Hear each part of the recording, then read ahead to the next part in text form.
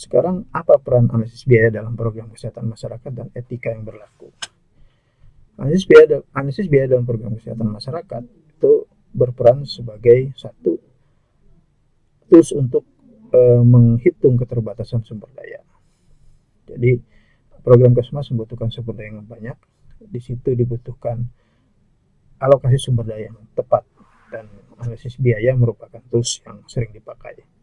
Yang kedua, analisis biaya juga digunakan dalam pengambilan keputusan terhadap program-program Kesmas.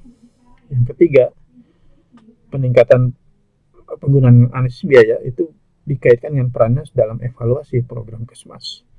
Program Kesmas sudah dijalankan, dibutuhkan evaluasi bagaimana dari sisi efektivitas, dari sisi utility, dan sebagainya. Selanjutnya, program Kesmas membutuhkan proses advokasi kepada pengambil keputusan, dan analisis biaya ini berperan juga di dalam mendorong atau memberikan supporting terhadap proses advokasi tersebut. Dan yang terakhir, seluruh program Kesmas yang sudah diselenggarakan dibutuhkan perbandingan atau komparasi sebagai alat evaluasi. Analisis biaya digunakan untuk melakukan komparasi program-program Kesmas tersebut. Namun demikian, dalam melakukan analisis biaya terhadap program Kesmas ada 9 etika yang harus dijalankan. Yang pertama adalah dalam melakukan analisis biaya, rekomendasi distribusi manfaat dan beban itu harus dilakukan secara merata.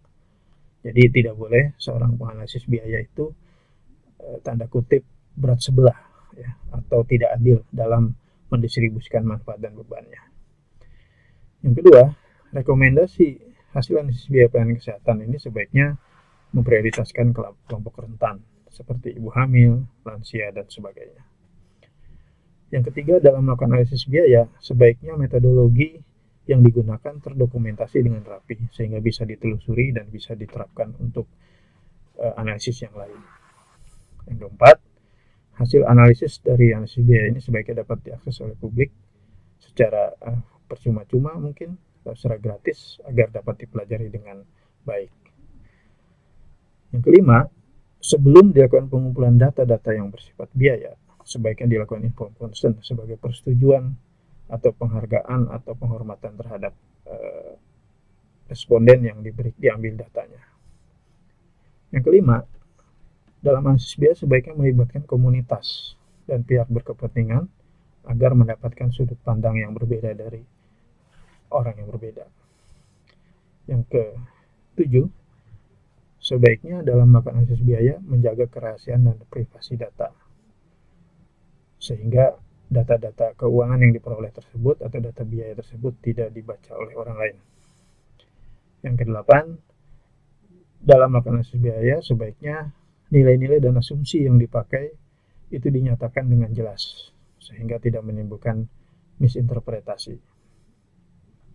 Dan yang terakhir, dalam melakukan analisis biaya sebaiknya disusun analisis sensitivitas, ya, untuk mengetahui alternatif apa yang kemungkinan terjadi jika parameter-parameter analisis itu diubah. Demikian perkuliahan analisis biaya pelayanan kesehatan sesi 1, semoga bermanfaat bagi Anda semua. Assalamualaikum warahmatullahi wabarakatuh.